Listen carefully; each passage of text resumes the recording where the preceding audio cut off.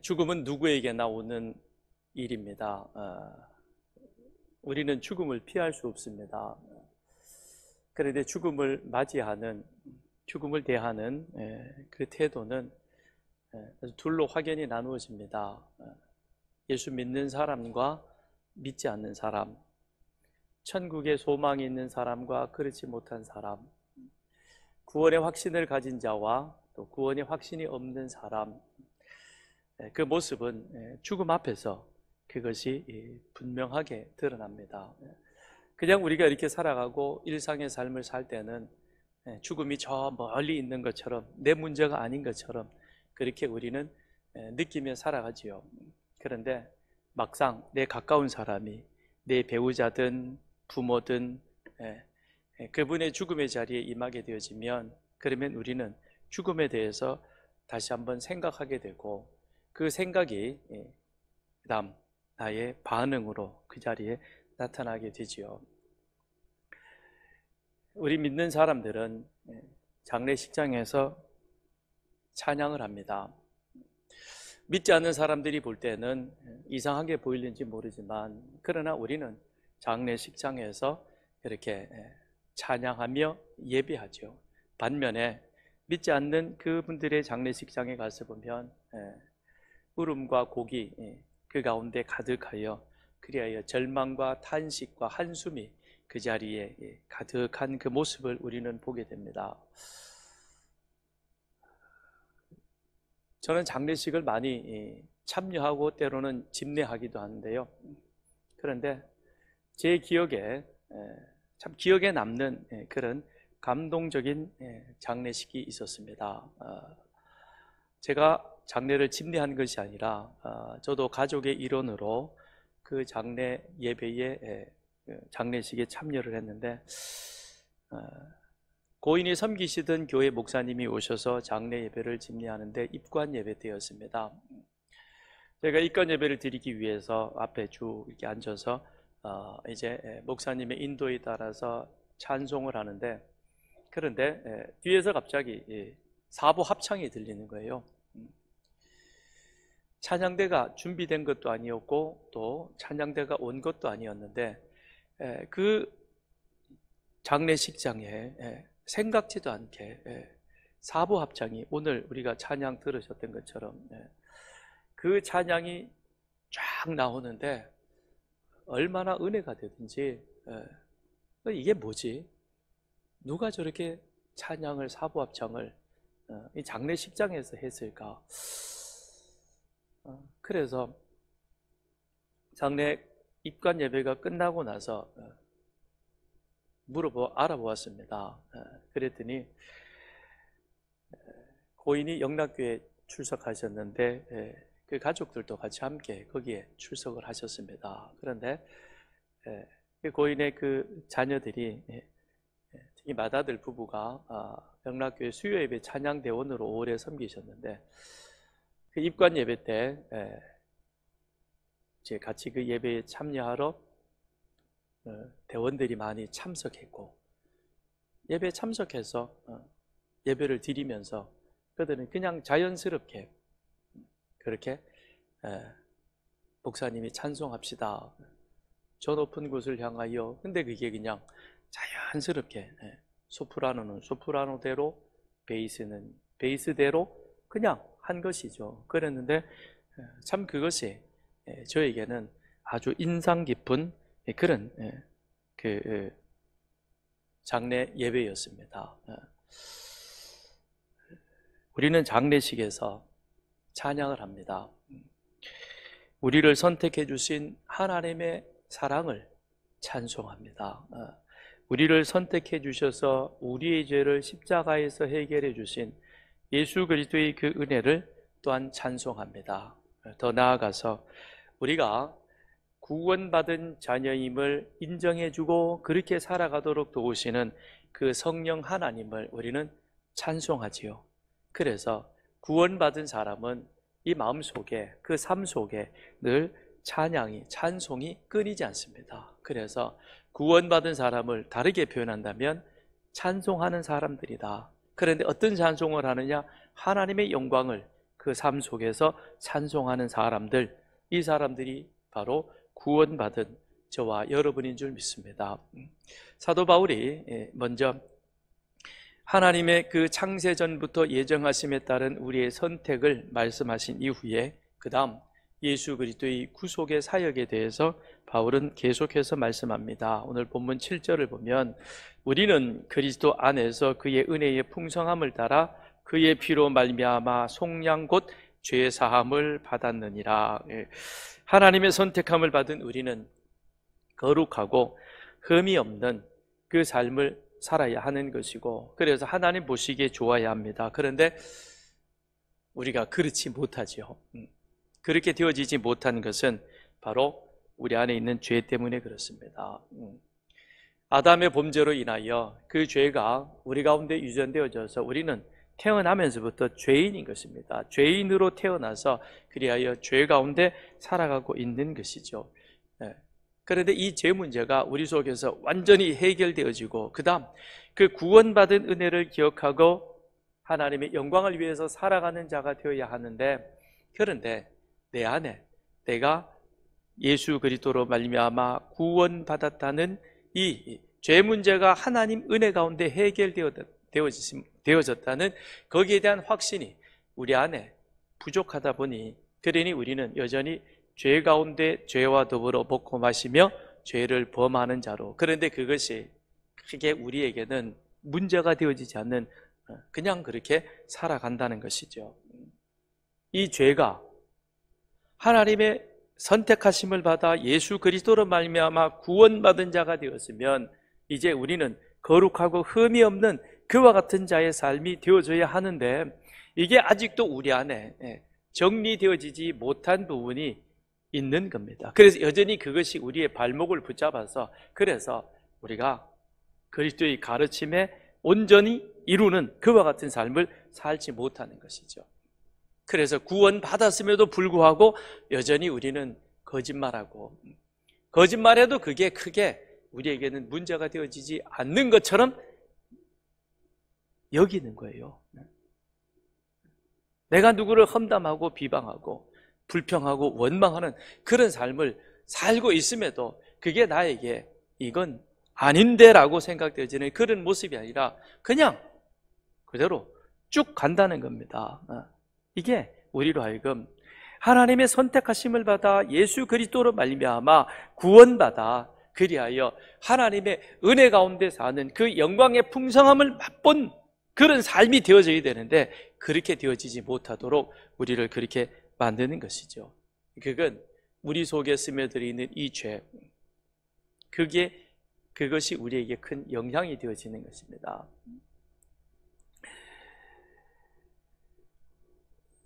수리남에 있으면서 집에서 개를 키웠는데요. 그때는 뭐 집집마다 이렇게 다 개를 다 키웁니다. 개가 많아요. 그래서 그냥 자유롭게 나돌아다니고. 근데 이제 집에서 키우던 개가 강아지를 낳았어요. 한 3주 좀 지났나 그랬는데 교회 집사님이 수의사를 데리고 집에 왔어요. 그래서 걔는 건강하게 잘 자라는데요 그랬더니, 아니 목사님 안 그래요. 여기 걔는 태어나면 한 달 이내에 예방접종을 시켜야 된대요. 그래야지 이 강아지들이 건강하게 죽지 않고 살고, 그 다음에 살아서도 건강하게 개들이 살아간다는 겁니다. 그래서 반드시 예방접종을 시켜야 된대요. 근데 그 비용이 만만치가 않아요. 만만치가 않아요. 그래서 제가 뭐 굳이 그렇게 개한테 예방접종까지 해야 되나, 그런 생각을 이렇게 품고 있다가 예방접종이 다 끝나고 나서 의사에게 물었어요. 왜 이렇게 얘를 해야 되느냐, 개를. 다른 집 개들은 보니까 안 하는 것 같은데, 그랬더니 그분이 그래요. 저 친구들이 이 비용이 만만치 않기 때문에 비싸서 못하고, 그래서 그냥 키운다는 겁니다. 그러다 보니까 사실 개들이 좀 비루 먹어서 제대로 크지도 못하고요. 그리고 좀 이상한 개들이 많아요. 그건 왜 그러냐면 개의 피 속에 개의 생명에 건강에 치명적인 바이러스가 그게 흐르고 있다는 겁니다.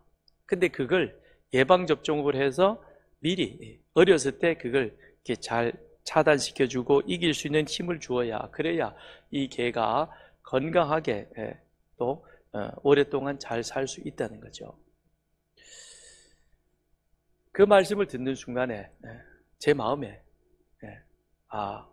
원죄라고 하는 것, 이게 우리가 죄 중에서 잉태하였고 죄 중에서 태어났고 내가 여전히 죄 가운데 있다라고 하는 이것이 제 마음속에 깨달음이 왔습니다. 우리에게는 이 죄라고 하는 그것이 우리의 피 속에 스며들어서 그래서 우리의 모든 삶에 영향을 미치는구나. 피는 생명이지요. 그런데 우리 생명에 건강을 주는 거기에 죄라고 하는 이와 같은 것들이 스며들어서, 그래서 우리는 어려서부터 일찍이 이 죄 짓는 일에 있어서 누가 가르쳐 주지 않고, 그리고 우리가 특별히 연습하지 않더라도 아주 자연스럽게 자랍니다. 그렇죠? 아이를 낳으면 엄마가 참 그 아이를 바르게 키우기 위해서 부단히 노력하지만, 그런데 조금 이제 애가 크면 엄마가 뭐라 그러면 손을 탁 치면서 그러잖아요. 그렇죠? 본능적으로 그게 나오는 거예요. 얘가 어디서 그렇지? 어디기는 어디야. 이미 자기 엄마 뱃속에서부터 이런 죄의 이 인자가 그 안에 그대로 남아 있어서 그래서 나오는 거죠. 그러니까 그 아이를 그 다음에 어린이집 보내놓으면 배워오는 게 뭐죠? 엄마한테 욕하고 그 다음에 나쁜 말하고 나쁜 행동하고 하는 건 이제 그건 자연스럽게 배우죠. 인사해, 고맙습니다, 감사합니다. 그러고는 그거는 수백 번을 시켜도 잘 안 하고, 그런데 나쁜 거는 안 가르쳐줘도 그냥 하는 것, 이게 이 안에 스며들어 있다는 것입니다. 근데 그 죄는 치명적인 것입니다. 죄의 삭은 사망이라 그랬습니다. 죄의 삭은 사망이라. 그래서 하나님은 이 죄를 아주 심각하게 여기시는데, 근데 우리는 죄에 대해서 좀 무덤덤합니다. 우리 누구를 죽이면 그걸 심각한 죄라고 받아들이지만, 그런데 일상의 삶 속에서 우리가 교만하고 누구에게 거짓말하고 이간질시키고 원망하고 불평하고 뭐 이런 것들에 대해서는 그냥 사람이 다 그렇지 뭐라고 그렇게 대수롭지 않게 넘어갑니다. 근데 그러지 않습니다. 그 모든 것들이 다 우리는 이 죄의 유전자가 우리 안에 있어서 타락한 인간의 본성에서부터 나오는 그와 같은, 반드시 그것이 고쳐져야 되고 그것에서부터 우리는 변화되어져야 한다는 그와 같은 생각을 우리가 가지셔야 합니다. 그래야 그리스도 안에서, 예수 그리스도 안에서 예수 그리스도의 십자가 보혈로 우리의 죄 문제가 해결되어지고 하나님께서 우리를 의롭다라고 인정해 주신 그 인정함에 따라 우리가 거룩하고 흠이 없는 그리스도의 가르침을 따라 살아갈 수 있는 그와 같은 사람이 되는 겁니다. 그렇지 아니하면 예수 믿어도 내 안에 본능적으로 도벽이 일어나고요. 그리고 자기가 불리하고 그러면 그냥 거짓말 해놓고도 시침이 뚝 떼고 아무렇지 않은 듯. 지금이야 블랙박스가 있어서 그렇지만 옛날에는 그냥 그런 게 없을 때는 조금 슬쩍 스치고 그래도 어때요? 그냥 가버렸죠. 그죠? 그런 적 있잖아요, 우리. 그랬어요. 그런데 그걸 우리는 별로 심각하게 여기지 않고 들키지 않으면 괜찮다라고 생각을 합니다. 죄에 대해서 우리는 심각하게, 어느 정도로 하나님만큼 심각하게 여겨야, 그래야 예수 그리스도로 인하여 구원받은 이 구원의 은혜가 우리에게 있어서, 야, 이게 하나님의 풍성한 은혜이구나. 그래서 감사하고 그래서 찬양하게 되는 거예요. 하나님이 죄를 어느 정도로 심각하게 여기시는가? 하나님은 세상을 말씀으로 창조하셨습니다. 그러나 인간의 죄 문제를 해결하심에 있어서 하나님은 말씀이 아니라 반드시 피의 제사로, 피값으로 그 죄값을 대신하게 하셨던 것입니다. 그러니까 아담이 범죄했을 때 하나님이 찾아오셔서 가죽옷을 지어 입혔죠. 그 가죽이 어디에서 나왔겠어요? 어떤 동물이든 그 동물이 희생당해서 그 희생당한 그 대가로 남은 것이 가죽이었고, 그 가죽옷을 아담에게 지어 입히셨고, 그리고 출애굽한 이스라엘 백성들에게 하나님께서는 두 가지를 주셨습니다. 성막과 제사 제도를 주셨죠. 성막은 하나님의 임재하심 그들과 함께 하시며, 죄인된 인간이 거룩하신 하나님, 우리 가운데 계시는 그 하나님을 만나러 가기 위해서는 반드시 제사라고 하는 그 방법을 통해서 가야 합니다. 그런데 그 제사도 내 마음대로 내 멋대로 드리는 것이 아니라 하나님이 정해놓은 방법대로, 하나님이 당신의 이름을 두시려고 택하신 그곳에 제물을 준비해서, 그 제물도 내가 땅에서 수고해서 난 그것을 가지고, 그리고는 제사를 드리되 내 마음대로 드리는 것이 아니라 제사장의 도움을 받아서 드리죠. 그러니까 그 성막과 제사 제도를, 그걸 이스라엘 백성들에게 알게 해준 사람이 모세였어요. 그렇죠? 시내산에서 하나님 만나서 성막의 설계도를 가지고 내려와서는 부살렐과 오홀리압에게 하나님이 이렇게 성막을 건축하라 그러더라. 그래서 부살렐과 오홀리압이 그 지혜롭게 성막을 잘 건축을 했습니다.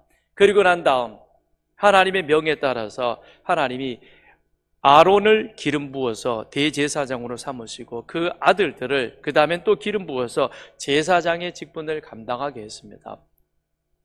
하나님이 지으신, 하나님의 명에 따라 지었던 이 성막이 정말 하나님의 말씀대로 지어졌는가, 모세가 일일이 검토하고 난 이후에 성막 봉헌을 할 때 구름이 성막에 가득한 것은 하나님이 그 성막을 받으셨다는 것이죠.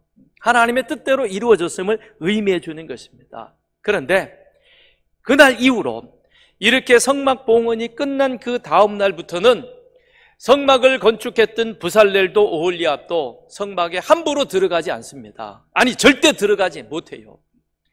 모세도 못 들어갑니다. 누구만 들어갑니까? 기름 부음 받은 제사장, 그들만 들어가는 거죠. 특별히 지성소에는 대제사장이 그것도 1년에 한 번만 들어가는 겁니다. 그날만 들어가는 거죠. 그래서 하나님으로부터 면제권을 받아 나오는 겁니다. 그걸 하나님께서는 1500년 동안 이스라엘 백성들 하여금 그것을 그대로 지키도록 하는 겁니다. 그건 무엇을 의미해 주느냐? 죄가 이만큼 무겁다는 겁니다. 이 죄는 하나님께서 이만큼 무겁게 심각하게 생각하셔서, 그래서 반드시 제사를 드릴 때, 속죄일 때는 소의 피를 가지고 그것을 가지고 하나님 앞에 들어가야만 속죄함을 받고 1년 동안 그들이 죄에서 면죄부를 받는 그런 삶이 되는 것이죠. 하나님은 이만큼 죄에 대해서 심각하게 여기십니다. 우리에게는 이 원죄가 흐르고 있는 겁니다. 이 죄를 해결해야 하는 것입니다. 그렇지 않으면 죄의 삭은 사망이라 죽습니다.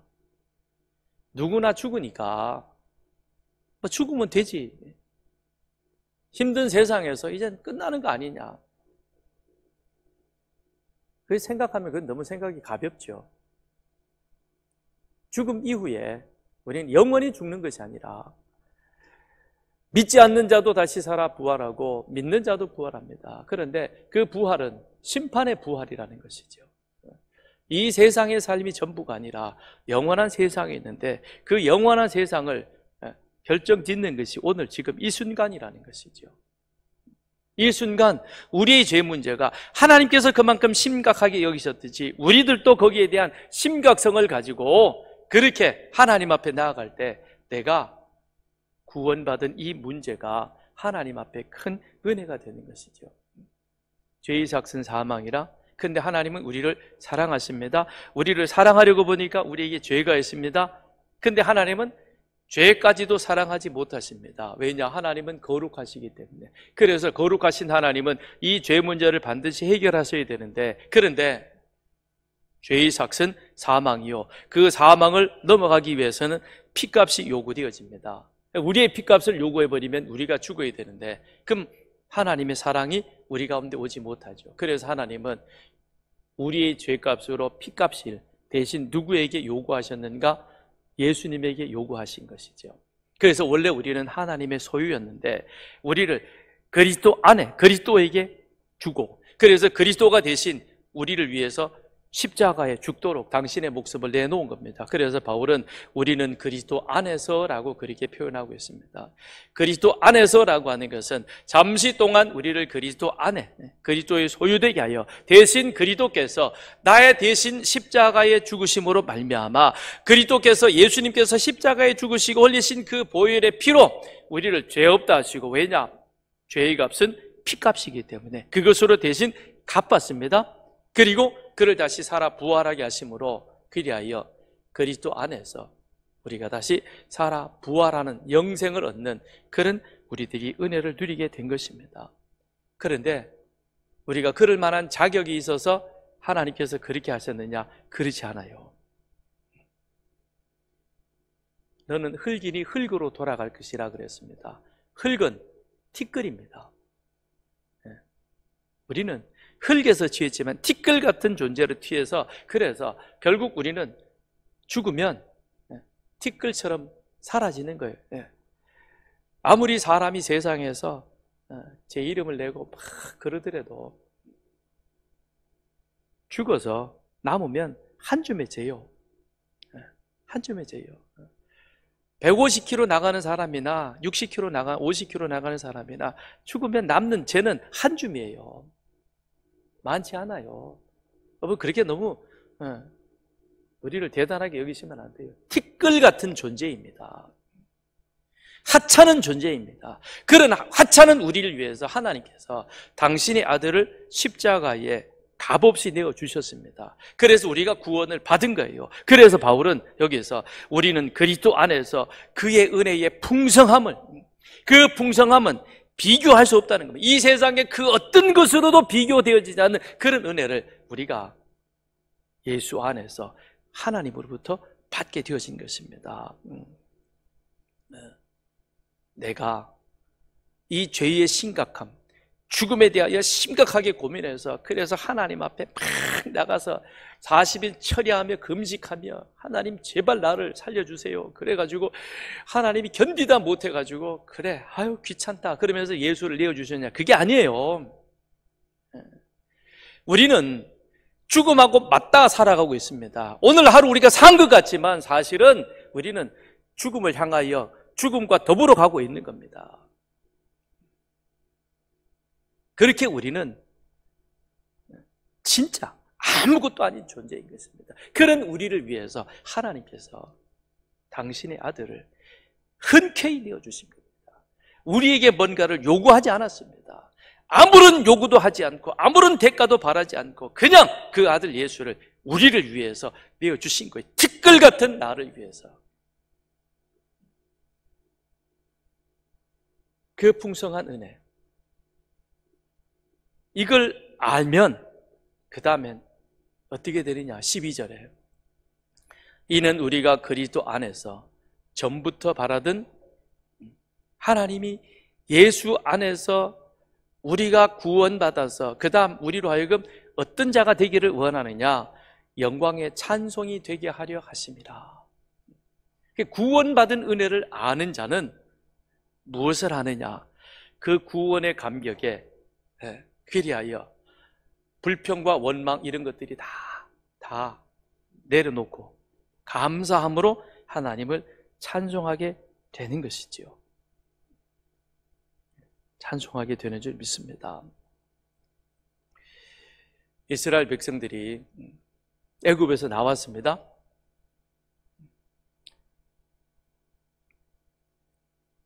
그런데 길을 가다가 보니까 애국 군대가 자기들을 붙잡기 위해서 뒤쫓아온다 그래요. 그런데 앞에는 홍해가 가로막혀서 더 이상 전진이 어렵습니다. 그랬더니 이스라엘 백성들이 어떻게 해요? 불평하고 원망하지요. 애굽에 있으면서 이미 모세를 통해서 하나님의 구원의 은혜, 하나님의 능력을 경험했던 사람들입니다. 그리고 막 나오기 전에는 바로의 장자도 죽었지만 자기들의 장자는 전혀 손상이 입지 않는 그런 모습도 경험했습니다. 그리고 애굽에서 나왔습니다. 나오는 순간 구원의 은혜를 잊어버렸죠. 이 구원이 무엇인가? 장자가 죽음에도 불구하고 그들은 전혀 그 문제가 없이 나오는 어린 양의 피로서 구원받은 그 구원의 은혜, 구원의 감격이 그 마음속에 있지 않았던 것입니다. 그랬기에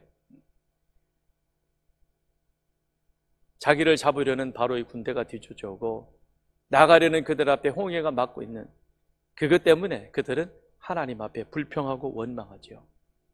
오늘 우리들의 모습 아니겠습니까? 구원 받아가지고 우리가 하나님의 자녀 되었다라고 그러면서도 우리 앞에는 늘 문제가 있습니다. 어려움이 있습니다. 이런저런 삶의 힘든 부분들이 있습니다. 그럴 때마다 우리는 어떻게 하십니까? 여러분은 어떻게 하십니까? 불평합니까? 원망합니까? 그런데 그들이 홍해를 건넜습니다. 그리고 나서 그 다음엔 뭘 했어요? 하나님을 찬양했죠. 우리는 문제 앞에서 절망하고 낙심하는 그런 사람이 되지 말고 이 구원의 은혜, 예수 그리스도 안에서 하나님께서 우리에게 베푸신 이 풍성한 은혜를 우리가 늘 마음에 간직하고 항상 감사하고 그리고 그 감사가 하나님의 영광을 찬양하는, 그래서 찬송이 되게 하려 하심이라 미완료입니다. 근데 그게 지금 내가 되자고요. 그래서 내가 지금 마음껏 하나님을 찬송하는 그런 우리들의 삶이 되기를 주님의 이름으로 축원드립니다. 왜 하나님께서 예수 그리스도 안에서 우리를 이렇게 구원해 주셨는가? 하나님의 구원의 비밀을 깨닫게 하기 위해서이라는 겁니다. 8절 9절에 이는 그가 모든 지혜와 총명을 우리에게 넘치게 하사 그 뜻의 비밀을 우리에게 알리신 것이요 그의 기뻐하심을 따라 그리스도 안에서 때가 찬 경륜을 위하여 예정하신 것이니 하나님의 뜻의 비밀이라고 그랬습니다. 근데 그걸 우리에게 알리셨습니다. 그건 무엇이냐? 하나님의 뜻의 비밀이라는 것은 다름 아닌 예수 그리스도를 통해서 이 세상에 유대인과 이방인이 하나 되는 것입니다. 그래서 하나님의 상속자가 되는 것. 지금까지는 유대인과 이방인이 나누어져 있었고 세상에 구원받은 자와 구원받지 못한 우리 인간의 죄로 인하여 이 세상이 죄 덩어리가 되어 있었지만, 그런데 예수 그리스도가 이 땅에 오심으로 인하여 그 예수 그리스도로 인한 구원의 은혜와 능력을 우리가 깨달아 그것을 전하고 함께 같이 모두가 구원받는 자가 되어서 예수 그리스도 안에서 함께 하나님의 상속자가 되어가는, 하나 되어지가는 이 일들을 하나님께서 우리에게 이루시기 위하여 그 아들을 이 땅에 보내셨다는 겁니다. 그런데 이걸 비밀이라고 그랬습니다. 왜 비밀인가? 너무 귀하고 소중한 것이기 때문에 그러한 것입니다. 이건 누구나 보고 듣고 쉽게 깨달아 알 수 있는 것이 아니라는 것이죠. 요한복음에 보면 요한복음 1장 9절로 11절에 참빛 곧 세상에 와서 각 사람에게 비추는 빛이 있었나니 그가 세상에 계셨으며 세상은 그로 말미암아 지은 바 되었으되 세상이 그를 알지 못하였고 자기 땅에 오매 자기 백성이 영접지 아니하였으나. 하나님은 하나님의 약속대로 여자의 후손으로 그 아들 예수 그리스도를 세상에 보내셨습니다. 예수님이 이 땅에 오시면 깜짝 사건이 아니라 일찍이 하나님께서 범죄한 인간을 구원하기 위하여 여자의 후손으로 내가 보낼 것이라 약속을 해 주셨고, 그 약속하심이 여자의 후손, 근데 아브라함과 다윗의 후손으로 이 세상에 오신 겁니다. 그러니 예수님이 이 땅에 오신 것은 하나님의 약속의 성취인 것이죠. 그런데 사람들은 하나님의 약속이 예수를 통해서 성취되셨다는 사실을 알지 못한 겁니다. 그러니 자기 백성 가운데 오셨지만 사람들이 예수를 구원자로 알지 못하였고, 그래서 결국에는 그 예수를 십자가에 못 박아 죽였죠. 근데 하나님은 이 무지한 인간들이 저지른 이와 같은 행위를 그대로 버려두지 아니하시고 예수를 죽은 자 가운데 3일 만에 다시 살리셨습니다. 그리고 하나님 우편에 앉게 하셨습니다. 그건 바로 창세전에 하나님께서 예정하신 대로 모든 무릎을 예수 앞에 꿇게 하고, 그래서 예수 안에서 만물이 하나 되게 통일되게 하는 바로 그와 같은 일의 역사를 이루시기 위해서인 것이죠. 그런데 이 사실은 인간의 노력과 수고로 알 수 없는 것입니다. 그래서 바울은 그가 모든 지혜와 총명을 우리에게 넘치게 하사 하나님이 지혜를 주셔서 하나님이 주신 총명으로 이 사실을 깨달을 수 있다는 것입니다. 그러니 요한복음 3장 16절에 있는 말씀처럼 하나님이 세상을 사랑하사 이처럼 사랑하사 그 아들 예수 그리스도를 우리에게 주셨고, 그래서 세상은 다 예수가 이 세상에 오셨다는 사실을 압니다. 그리고 그 예수를 믿어야 구원받는다는 사실도 알고 있습니다. 그런데 그걸 우리는 전해야 하는 사명이 있는 것이죠. 그러니 예수가 구원자, 예수가 그리스도, 하나님께서는 예수를 통해서 세상에 우리를 구원하기 위하여 그를 보내셨다는 사실을 세상에 전해야 하는 것이죠. 기록된 말씀을 통하여 이 땅에는 모든 사람이 그 사실을 압니다. 그러나 그것이 예수를 믿음으로 말미암아 내가 영원한 생명의 구원의 자리에 이른다는 사실을 아직도 부정하고 부인하는 사람들이 많지요. 아니 어찌 그 예수 2000년에 죽었던 나와는 아무 상관없는 그 사람을 믿어야만 내가 구원받느냐, 거기에 대한 우리는 의심이, 의혹이 세상에 있는 사람들 가운데는 가득합니다. 그래서 예수를 믿지 않는 것이죠. 그리고 자기가 죄인이라는 사실도 인정하려 들지 않습니다. 그런데 자기가 인정하지 않는다고 해서 죽지 않는 건 아니잖아요. 죽으면 우리는 죄인이라는 겁니다. 아담도 969세를 살다가 죽었습니다. 오래 살았지만 결국 그도 먹으면 반드시 죽으리라, 죄의 삭은 사망이라 죽었습니다.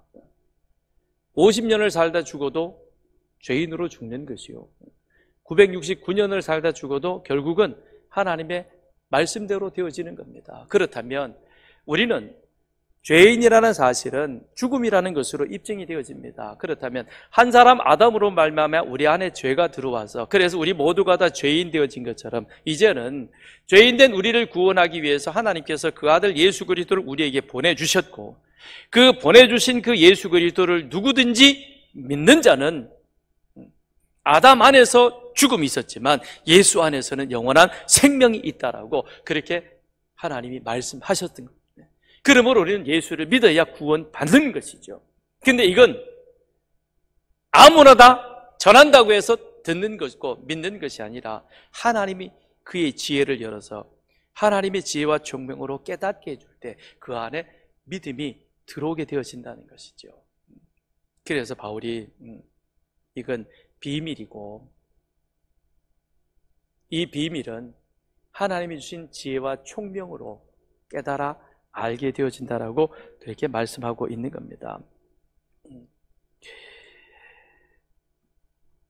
그렇게 하나님께서 예수로 말미암아 우리가 구원받아 하나님의 자녀되었다는 이 사실을 그들로 하여금, 우리로 하여금 깨달아 알게 하신 것은 다름이 아닌 우리로 하나님의 그 영광을 찬송하는 자가 되게 하기 위해서인 것이죠. 그래서 세상에서는 죽으면 곡을 합니다. 아이고 어떻게 나 내버려 두고 가면 어떡하냐 그러고 때를 씁니다. 물론 육신의 이별이 우리에게는 큰 슬픔이 되죠. 아쉬움도 있고요. 그 인간의 정으로 인한 울음을, 그걸 슬픔을 부정하는 것은 아닙니다. 그렇지만 그 슬픔은 잠깐이요. 우리에게는 무엇을 생각하고 있습니까?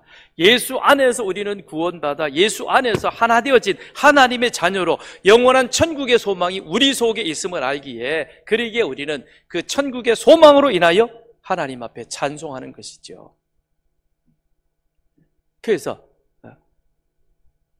우리 안에 그런 찬양이, 찬송이 끊이지 않는 것입니다. 예수의 피로 구속하신 우리들이 그리스도 안에서 하나 되어지는 것. 10절, 하늘에 있는 것이나 땅에 있는 것이나 다 그리스도 안에서 통일되게 하려 하심이라. 그 비밀이 결국은 우리로 하나 되어지는 그런 은혜를 누리게 하는 것이죠. 원래 우리는 하나였는데, 그런데 죄가 들어오면서부터 이 땅은 깨어지기 시작했습니다. 죄가 들어와서 하나님과 우리의 관계가 깨어졌고, 그 깨어진 관계는 가정의 관계를 깨뜨렸고, 그리고 살인이 들어오게 되어졌고, 더 나아가서는 이 땅의 모든 피조물까지 함께 저주받아, 그래야 심지어는 땅까지도 저주를 받아서 엉겅퀴를 내게 되고, 우리 인간은 땀을 흘려야만 살 수 있는 그런 존재가 되어진 것입니다.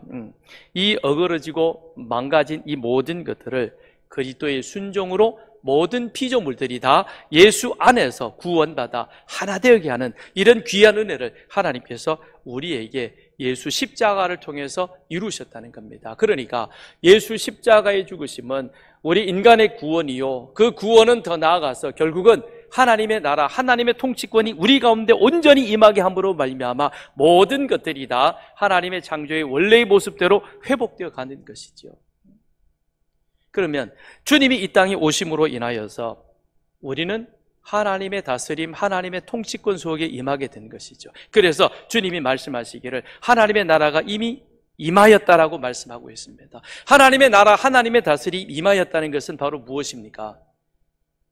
우리 안에 이와 같은 예수 그리스도로 말미암아 깨어지고 나누어졌던 이와 같은 죄로 인한 것들이 이제는 하나 되어서 통일되어지는, 그래서 가정이 하나 되어지고 우리 관계 사이가 하나 되어지고 우리가 모든 피조물과 땅과 더불어 연합되어지는, 조화를 이루는 이와 같은 삶이 되어져야 하는 겁니다. 그럼에도 불구하고 여전히 우리가 예수 그리스도로 구원받았습니다라고 말하면서도 온전한 조화와 통일을 이루지 못하는 것은, 그건 하나님의 나라가 내 속에 임했던 것을 내가 지금 계속 부정하고 있기 때문에 그런 거죠. 우리는 지금 잘못된 착각 속에 있는 겁니다. 예수님이 이 땅에 오시면서 이미 하나님의 나라는 임했는데, 그래서 나는 하나님의 다스림 속에 있는 자인데, 그런데 예수님이 다시금 제 이름으로 이 땅에 오셔야만 그것이 완전하게 되는 줄로 착각하고 있습니다. 그러다 보니까 구원받았음에도 불구하고 내가 그리스도의 가르침에 따라 살아가는 그와 같은 자가 아니라 여전히 과거의 모습 속에 있으면서도 그것이 죄인 줄 모르고 하나님이 우선되어지는 삶이 아니라 내 중심의 삶을 살다가 보니까 자꾸 가정에서도 충돌이 일어나고, 그것이 교회 안에 와서도 자기를 드러내고 자기를 주장하고 자기를 고집해서 이 안에 하나님의 나라가 이루어지지 않는 거예요. 샬롬의 평안이 없어지는 거예요. 착각하고 있는 거예요. 하나님의 나라가 이미 임하였다, 내가 그리스도의 통치 아래 있다, 그건 이미 하나님이 원하시는 통일됨의 모습이 있는 겁니다. 그렇다면 바울이 고백했던 것처럼 내가 예수 그리스도를 만남으로, 내가 거듭남으로 나의 옛사람은 완전히 버려지고 그리스도 안에서 새로운 피조물이 되어졌다면, 그 새로운 피조물이란 그리스도의 가르침 속에 하나님의 나라가 임하는, 하나님의 샬롬이 임하는 그런 하나님의 나라를 우리는 이 자리에서 만들어야 하는 겁니다. 그게 이루어져야만 이게 바로 하나님이 기뻐하시는 그런 모습이 되는 것이죠. 주님은 이 땅에 다시 오실 때 우리가 그리스도의 가르침에 따라 잘 살았는지 살지 못했는지 심판하러 오시는 거예요. 그 심판주로 오신다 그러잖아요. 이미 우리 안에 그리스도의 나라가 이루어졌습니다. 하나님의 다스림 속에 우리는 있는 겁니다. 그 다스림 속에 있다면, 그렇다면 이제 내 삶의 주된 원리가 무엇이냐? 구원받기 이전에 과거의 나의 모습이 그게 내 삶의 주인이 아니라 구원받은 이후에 그리스도의 가르침이 내 삶의 주인 되어져야 하는 거예요. 그래서 나의 옛 습성들은 다 버렸고, 바울이 헌옷처럼 벗어버린다 그랬죠. 그리고 그리스도로 새 옷 입는다 그랬죠. 그럼 새 옷을 입고 가야지요.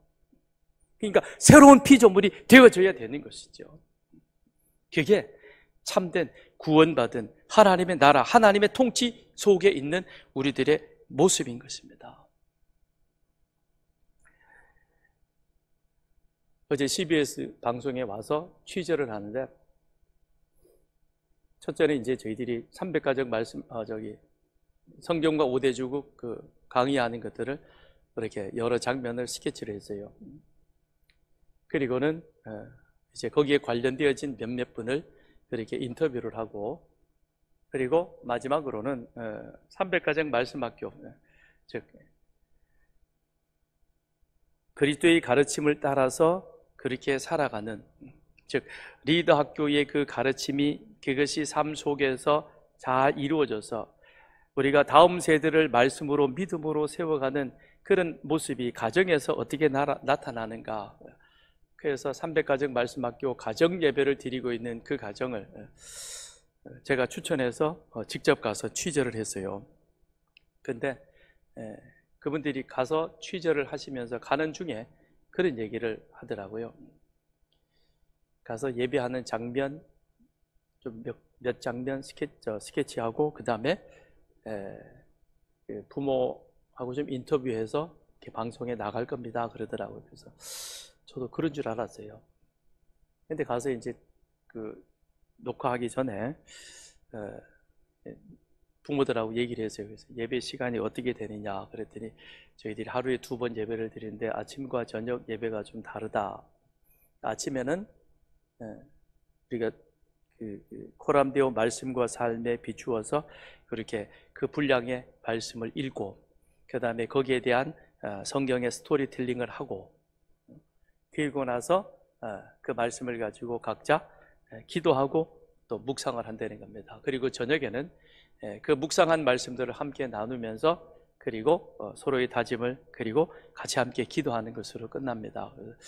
예배 시간이 얼마나 걸려요 그랬더니 통상 1시간 정도 걸린대요. 가정 예배를 1시간 드린대요. 놀라지 않는 여러분들은 좀 이렇게 놀란 척 하세요. 그래야지 우리 집도 가정 예배 드린다 이게 되는데, 가만히 있으면 이게 거짓말 하는 게 되잖아요. 1시간을 드린대요. 그래서 저도 놀랐어요. 와. 그들이 이제 최 기자가 그래요. 좀 줄일 수 없냐.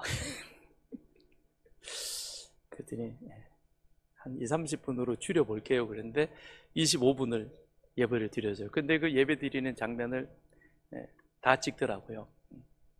그리고 돌아오는 길에 두 분이 그런 대화를 나누는 거예요. 이제 그러면서 제가 이제 그 전에 이 리더스쿨이 시작되어진 배경, 그 다음에 다음 세대를 세우는 그런 우리 교회의 모습들을 쭉 설명을 했거든요. 그래서 리더스쿨을 시작하게 된 계기, 다음 세대를 세워야 되는 사람을 세우는 일이 왜 중요한가, 기억하실는지 모르겠습니다. 저희 교회 60주년 때 제가 100주년에 대한 말씀을 드렸습니다. 우리가 60주년이 되었는데 하나님께서 이 땅에 이곳에 서산교회를 세우실 때 목적이 있으셨다. 근데 과연 우리가 60년 동안 잘해왔는가? 잘못했다면 남은 40년을 잘 돌아보면서 우리가 100주년이 되었을 때, 그때 우리 교회가 하나님의 뜻에 따라 서산뿐 아니라 대한민국 세계에 참 귀하게 쓰임받는 교회가 되었으면 좋겠다. 그래서 그 일이 누구를 통해서 이루어질 것이냐. 지금 유치부에 있는, 어린이부에 있는 저 사람들. 제가 처음 왔을 때 유치부회가 꽤 많았습니다. 근데 유치부실이 없었어요. 식당저 한 칸에 빌려가지고요, 요만한 한 서너 평 되는 곳에 뽁닥뽁닥 끓이면서 그냥 모여가지고 과자 먹고 가고 끝났어요. 그것도 교회에 무슨 행사가 있으면 유치부 예배 안 드리고 그랬어요. 그래서 그 옆에다가 비전센터라 그래서 유치부실, 그 다음에 학생부실을 따로 만들어서 예배를 드렸죠. 다음 세대를 세우는 일이 참 중요하다. 그러면서 100주년이 되면 저 유치부 아이들이 40, 50대가 될 것이다. 그러면 그들은 장차 이 나라의 아주 귀한 일꾼이 될 것이다. 그런데 그냥 일꾼이 아니라 하나님의 가치관을 그 마음속에 품고 세상에 주어진 일을 감당하는 사람, 다니엘 같은 사람. 그러면서 제가 롤 모델로 세운 사람이 윌리엄 윌버포스였습니다. 우리 교회도 이와 같은 사람들, 예수를 만나 예수 안에서 인격적으로 거듭나 그리스도가 그들의 삶의 최고의 가치임을 기억하고 그대로 살아가는 사람. 그래서 세상에 큰 변혁을 이루는 사람. 근데 그것이 이제 때가 되니까 어디로? 가정 안에 들어가서. 왜냐?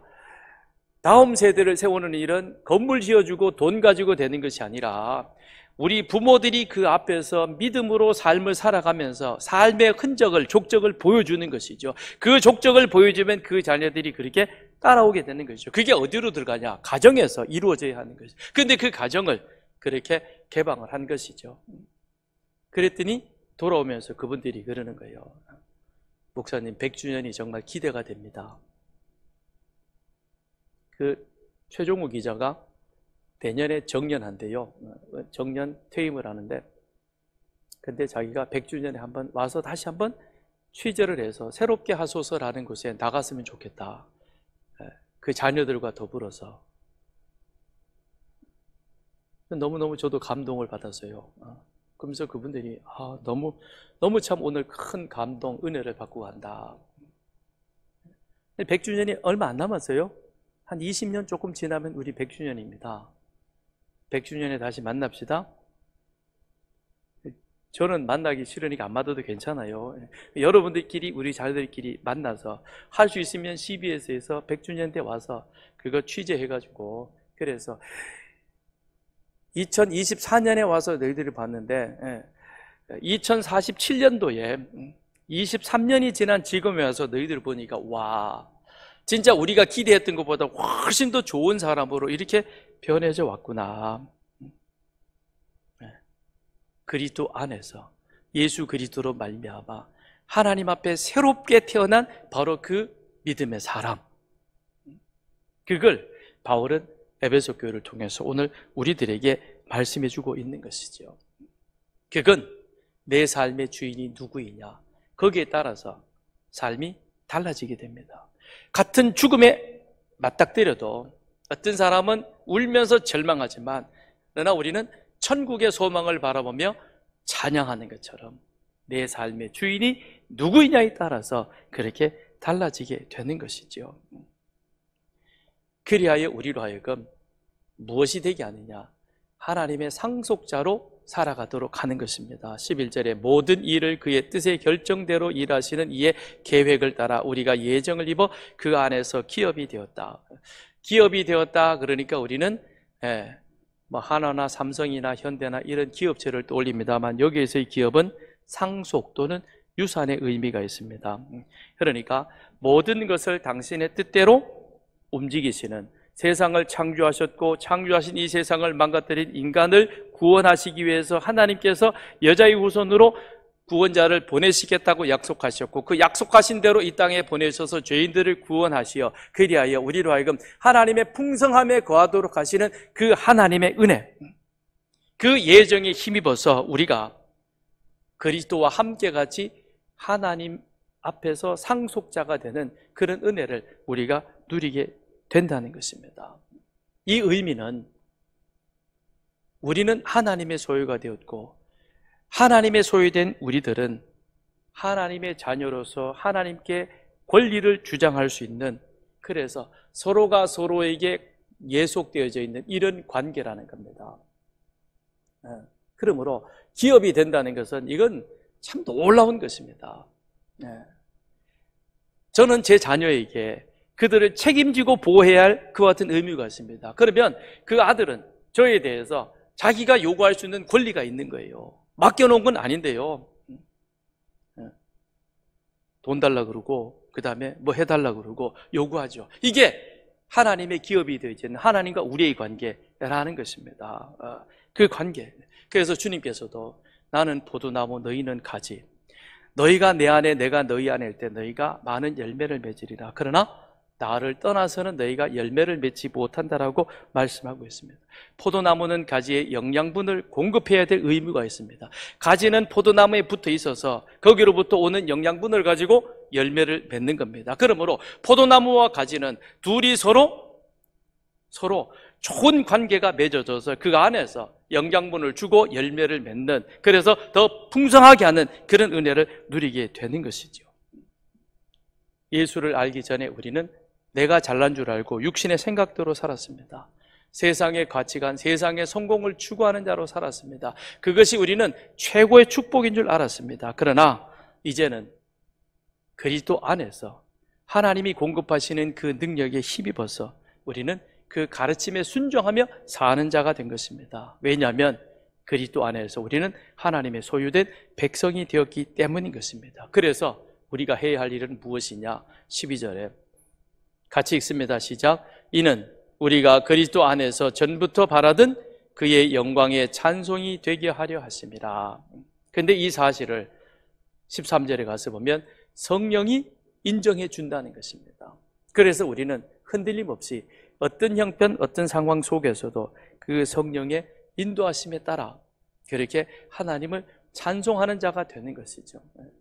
이제 이 한 주간의 삶이, 아니 우리의 일상의 삶이 늘 하나님의 선택하심 속에 내가 예수 그리스도로 말미암아 구원받아 하나님의 자녀 되어져서 그리하여 그 구원의 은혜와 감격을 늘 기억하고 그것이 내 안에 감사가 되어서 하나님 앞에 찬송이 멈추지 않는 여러분과 저의 삶이 되기를 바랍니다. 이 시간 우리 같이 함께 기도하겠습니다. 오늘 기도하실 때 구원의 은총을 주신 하나님 앞에 그 은혜를 늘 기억하고 감사하는 자가 되게 하여 주옵소서. 구원받은 우리들의 삶이 늘 평탄한 것은 아니고 때로는 힘들고 어렵고 그리고 쉽지 않은 순간들을 만나게 되겠지만 그러나 불평하고 원망하기보다는 구원의 은혜를 먼저 기억하는 자가 되고 그래서 감사하고 하나님 앞에 찬양하는 그와 같은 사람이 되게 하여 주옵소서. 우리 같이 기도합니다.